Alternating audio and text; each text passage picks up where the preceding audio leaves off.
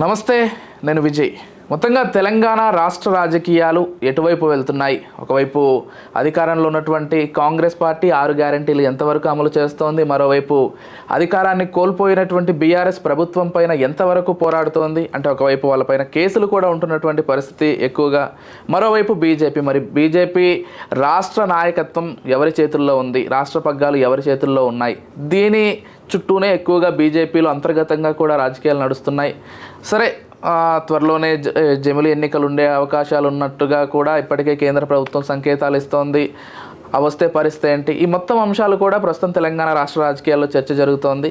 అసలు దీనికి సంబంధించి ఏం జరుగుతుందో తెలుసుకునే ప్రయత్నం చేద్దాం. మనతో పాటు చాణక్య స్ట్రాటజీస్ ఎండి ముఖేష్ గారు సిద్ధంగా ఉన్నారు. నమస్కారం ముఖేష్. హలో అండి. హలో.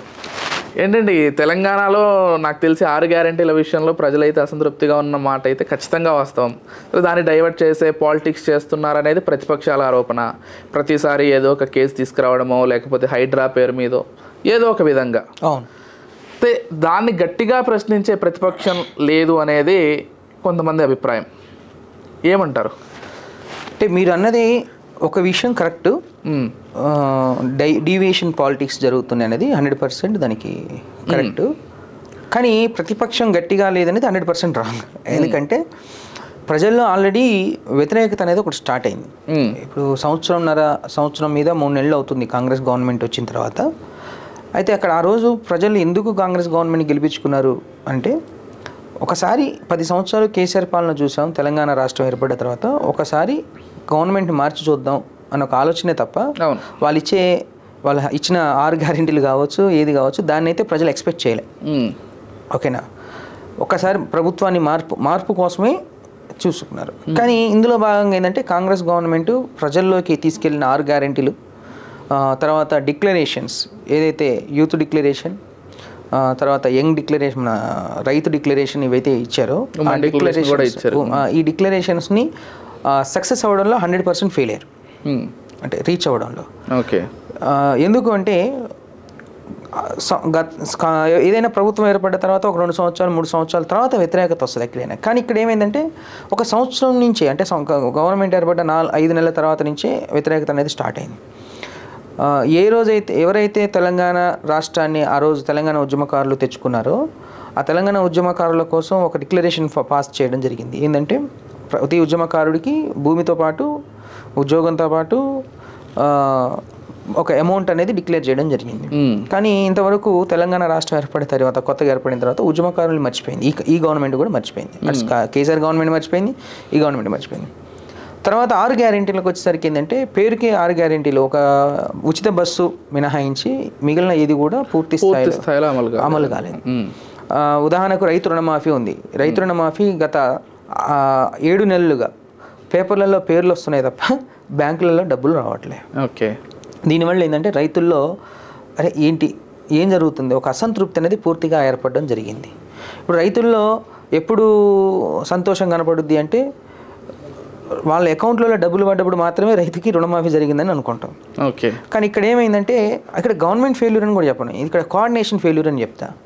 ఎందుకంటే ఎప్పుడైనా ఒక పథకాన్ని అమలు చేసేటప్పుడు ఆ పథకానికి సంబంధించిన కోఆర్డినేషన్ కరెక్ట్గా ఉండాలి. ఇప్పుడు రైతు రుణమాఫీ చేసే ముందు రైతులకు, వ్యవసాయ సంఘ క్షేత్రాలకు మధ్య కోఆర్డినేషన్, ఈ వ్యవసాయ క్షేత్రాలకు బ్యాంకర్స్కి మధ్య కోఆర్డినేషన్, ఈ 3 కరెక్ట్గా సెట్ చేసిన తర్వాత నువ్వు రైతు రుణమాఫీ చేసినట్లయితే 100% ఏ రైతుకి ఎంత ఉంది అనేది నీకు సెట్ అయ్యేది. కానీ ఇక్కడ ఏమవుతుంది, బ్యాంకర్స్కి రైతులకు కనెక్టివిటీ తెగింది. ఈ కమ్యూనికేషన్ ఎర్రర్ వల్ల ఏమవుతుందంటే ఏ రైతుకు డబ్బులు పడ్డాయి, ఏ రైతుకు డబ్బులు పడలేదు అనేది. దానివల్ల ఏమవుతుందంటే చాలామంది రైతుల అకౌంట్లలో డబ్బులు పడక, ఊళ్ళో 10 మంది ఉన్నా చాలు, 100 మందిలో 90 మందికి పడి 10 మందికి పడకుండా ఏమవుతుందంటే మొత్తం ఊరంతా కూడా మాకు డబ్బులు రాలేదు అని ఒక ఈక్వేషన్ అనేది ఫామ్ అవుతుంది. అవును. అదేవిధంగా దాంతోపాటు కర్ణాటకలో మాదిరిగా గృహలక్ష్మి పథకం కింద 2,500 రూపాయలు ఆడవాళ్ళకి ఇస్తాను, మహాలక్ష్మి పథకం. మన తెలంగాణలో ఇంతవరకు దాని ఊసు లేదు, సంవత్సరం దాటింది. యాక్చువల్గా వీళ్ళకి ఒక డౌట్ ఉంది తెలంగాణ ప్రజలకు. రీసెంట్గా మేము పబ్లిక్ బైట్స్ చేయడం జరిగింది మన కంపెనీ నుంచి, సర్వే నుంచి. అయితే డౌట్ ఏం చెప్పారంటే మాకు గవర్నమెంట్ 5 సంవత్సరాలకు ఉంటుందా 4 సంవత్సరాలకు ఉంటుందా అని అన్నారు. అదేంటి అలా అడుగుతున్నారంటే, మాకు 6 గ్యారెంటీలు 5 సంవత్సరాలకి ఇస్తా అన్నారు, 1 సంవత్సరం పోయింది, మిగిలిన 4 సంవత్సరాలకి ఇస్తారా అంటే ఒక సంవత్సరం మేము కోల్పోయినాం, ఓకే లాస్ట్ సంవత్సరంలో ఇస్తారా నాకు అంటే వ్యంగ్యంగా మాట్లాడడం ప్రజలు స్టార్ట్ చేశారు. ఓకే, ఎప్పుడైతే వ్యంగ్యంగా ప్రజలు మాట్లాడుతున్నారో అక్కడ ప్రభుత్వం మీద అసంతృప్తి ఉందన్నమాట 100% వాస్తవం. ఈ జరుగుతున్న క్రమంలోనే రేవంత్ రెడ్డి గారు తీసుకున్న ఇంకొక స్టెప్ హైడ్రా అనేది వాస్తవానికి ఉన్నోని కొట్టు లేనోనికి పెట్టిన ఒక ఫార్ములా ప్రకారం సక్సెస్ అవ్వాలి. కానీ ఇక్కడ ఏం జరిగిందంటే కన్వెన్షన్స్ లాంటి గొప్ప వాళ్ళ కొలగొట్టినాయి. మళ్ళీ అదేవిధంగా మూసీ పక్కన ఉంటున్న బిలో మిడిల్ క్లాస్ వాళ్ళ ఇల్లు కూలగొట్టడం అనేది ఏంటంటే రేపు పొద్దున హైదరాబాద్లో భూములు కొనాలంటే నార్మల్ పబ్లిక్ భయపడుతున్నారు. అయితే ఈ మూసీ నిర్వాసితుల్ని అడుకోవడం అంటే వాళ్ళ పేదల భూములు లాక్కోవడం వల్ల ఏమైందంటే కొంచెం హైదరాబాద్లో భూములు కొనాలంటే కొంచెం ప్రజలు ఆలోచన చేస్తున్నారు. అంటే రియల్ ఎస్టేట్ అనేది పూర్తిగా ఆగిపోయింది హైడ్రా ఎఫెక్ట్ వల్ల. అండ్ ఇంకొకటి నార్మల్ పబ్లిక్ ఏం ఆలోచిస్తారంటే ఇప్పుడు ఈ భూమి కొంటాక ఎన్ఓసి వస్తే హైడ్రా నుంచి ఎన్ఓసి ఉంటేనే నేను కొంటామని నాకు ఆలోచనకు వచ్చింది. దీనికి అనుకూలంగా ఉన్న 18 కంపెనీలు ఏవైతే 18 కాదు ఇంకెక్కువే ఉన్నాయి నాకు తెలిసిన 18 ఇసుక కావచ్చు, కన్స్ట్రక్షన్ కావచ్చు, ఐరన్ కావచ్చు, స్టీల్ కావచ్చు, ఇలా ఇవన్నీ కూడా నష్టపోవాల్సిన పరిస్థితి వచ్చింది. వీటితో పాటు అనుకూలంగా ఏదైతే లేబర్ వర్కర్ అంటే బయట రాష్ట్రాల నుంచి వచ్చి కన్స్ట్రక్షన్లో పని చేసుకునే వాళ్ళు ఉన్నారో వాళ్లకు డైలీ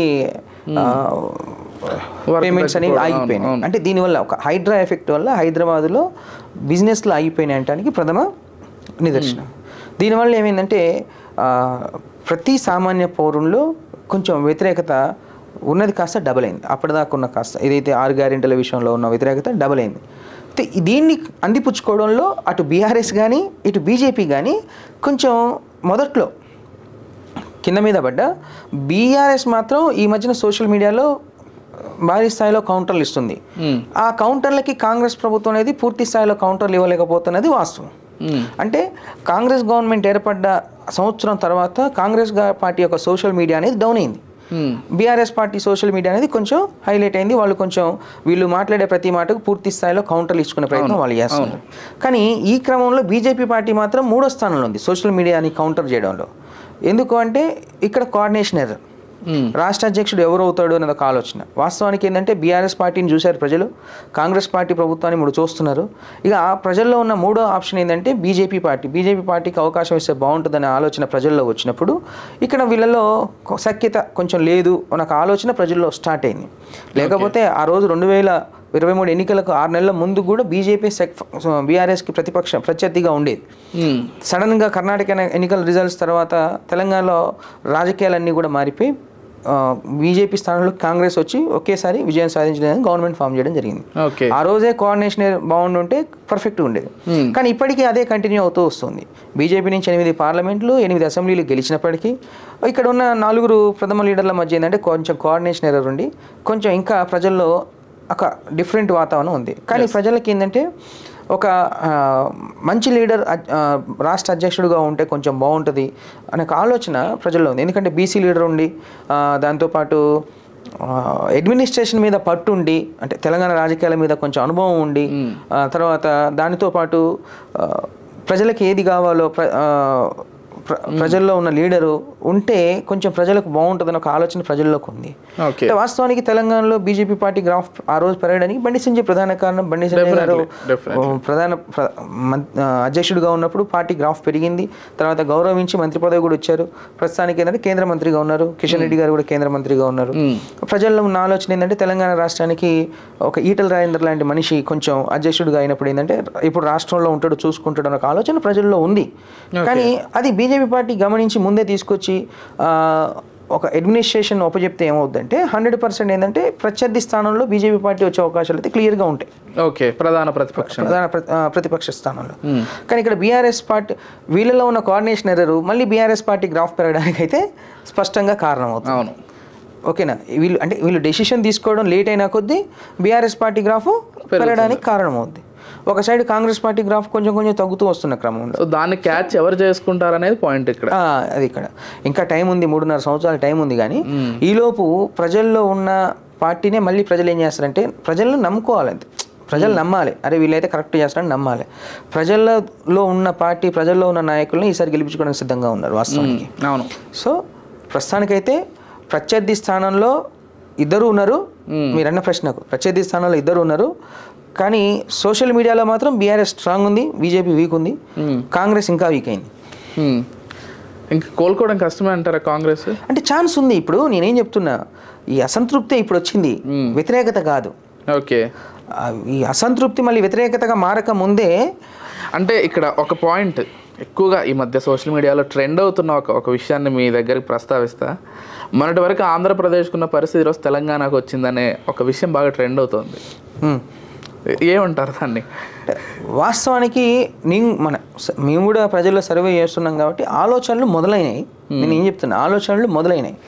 కానీ ఆలోచన అనేది పూర్తిగా నిజరూపం దాల్చకముందే కాంగ్రెస్ ప్రభుత్వం అనేది కొంచెం జాగ్రత్త పడద్దని అనుకోండి. ఎందుకంటే అందులో ఉన్న మంత్రులందరూ కూడా మంచి అనుభవం ఉన్న మంత్రులు ఉన్నారు. ఫర్ సపోజ్ శ్రీనివాస్ రెడ్డి గారు అయితే కానీ, దామోదర్ రాజనరసింహ కానీ, తర్వాత ఉత్తమ్ కుమార్ రెడ్డి లాంటి, తుమ్మల నాగేశ్వరరావు లాంటి మంత్రులు స్ట్రాంగ్, అంటే కొంచెం ఇంతకుముందు అనుభవంగా ఉండి ఫైనాన్షియల్గా ఉన్నారు, తర్వాత ఎక్స్పీరియన్స్డ్గా ఉన్నారు. కాబట్టి వీళ్ళందరూ ఒక యూనిటీగా ఏర్పడి ఎందుకు ఈ వ్యతిరేకత వస్తుంది అని పరిశీలన చేసుకున్నప్పుడు, ప్రాక్టికాలిటీ రియాలిటీకి వచ్చినప్పుడు దే విల్ గెట్ సక్సెస్. కానీ ఇక్కడ ఏమైందంటే రియాలిటీ కాకుండా వర్చువల్లో ఉన్నారు అనేది ఒక ప్రజల్లో perception. Okay, right. Thank you Mahesh గారు, థ్యాంక్ యూ సో మచ్ అండి. తెలంగాణ రాజకీయాలకు సంబంధించి ప్రస్తుతం ఏం జరుగుతుందో తెలిపే ప్రయత్నం చేశారు. మీరు అన్నట్లుగా డెఫినెట్గా బీజేపీ సరైనటువంటి నాయకత్వాన్ని ఎంచుకుంటే మాత్రం ఈటెల రాజేందర్ గారిని డెఫినెట్గా సక్సెస్ అవుతుందనే ఒక భావన ప్రజల్లో కూడా ఉంది, కేవలం మీ దగ్గర లేదు. Thank you so much Mukesh. Thank you.